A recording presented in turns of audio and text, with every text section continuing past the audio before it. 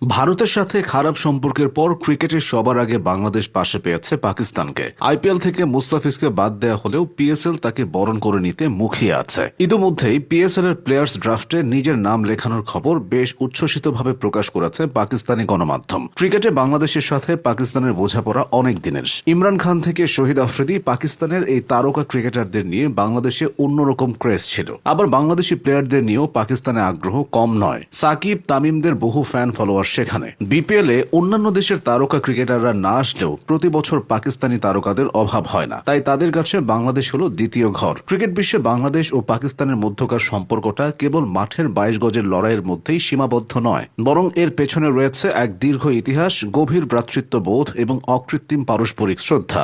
90-এর দশকের শেষের দিকে যখন বাংলাদেশ আন্তর্জাতিক ক্রিকেটে নিজেদের শক্ত অবস্থান তৈরির আপ্রাণ চেষ্টা করছিল, তখন পাকিস্তান ক্রিকেট বোর্ড ও তাদের অভিজ্ঞ খেলোয়াড়দের সহযোগিতা ছিল উল্লেখযোগ্য।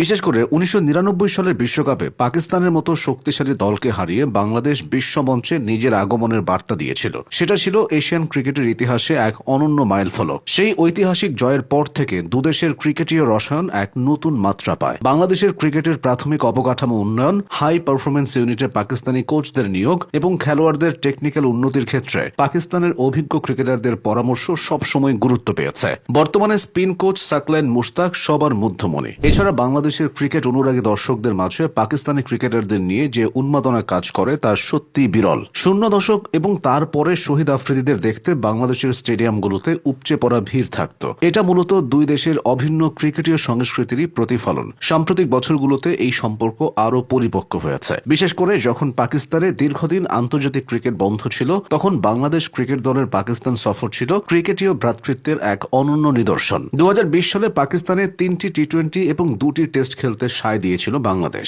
সে সময় পাকিস্তানে অন্যান্য দলগুলোর আসা যাওয়া স্বাভাবিক হয়নি। নিরাপত্তা ঝুঁকি উপেক্ষা করে পাকিস্তানের মাটিতে বাংলাদেশের সিরিজ খেলতে যাওয়া দুদেশের মধ্যে বিশ্বাসের ভিতকে আরো মজবুত করেছে। এর প্রতিদান হিসেবেও পাকিস্তান সবসময় বাংলাদেশের ক্রিকেটের পাশে দাঁড়ানোর চেষ্টা করে। বাংলাদেশের ঘরোয়া লিগগুলোতে, বিশেষ করে বিপিএলে পাকিস্তানি খেলোয়াড়দের সরব উপস্থিতি এই লিগের মান যেমন বাড়িয়েছে, তেমনি দুদেশের খেলোয়াড়দের মধ্যে ব্যক্তিগত পর্যায়ের বন্ধুত্বকেও আরো দৃঢ় করেছে। মাঠের খেলায় দুই দল যখন মুখোমুখি হয়, তখন তাতে হাড্ডাহাড্ডি লড়াই থাকে ঠিকই, কিন্তু খেলার শেষে একে অপরকে জড়িয়ে ধরা অথবা অভিজ্ঞতা ভাগাভাগি করার দৃশ্যগুলোই ক্রিকেট বিশ্বের নজর কাড়ে। লিটন দাসের মতো ব্যাটারও বাবর আজমের কাছ থেকে পরামর্শ পেয়ে উচ্ছ্বসিত হয়েছিলেন। পাকিস্তানি কিংবদন্তি ক্রিকেটাররা প্রায়ই বাংলাদেশের ক্রিকেটের উন্নতির প্রশংসা করেন এবং সাকিব, তামিমদের মতো ক্রিকেটারদের প্রাধান্য দেন। ক্রিকেটীয় রাজনীতির ময়দানেও বাংলাদেশ ও পাকিস্তান অনেক ক্ষেত্রে একে অপরের বিশ্বস্ত মিত্র হিসেবে কাজ করে। এশিয়ান ক্রিকেট কাউন্সিল তথা এসিসি বা আইসিসি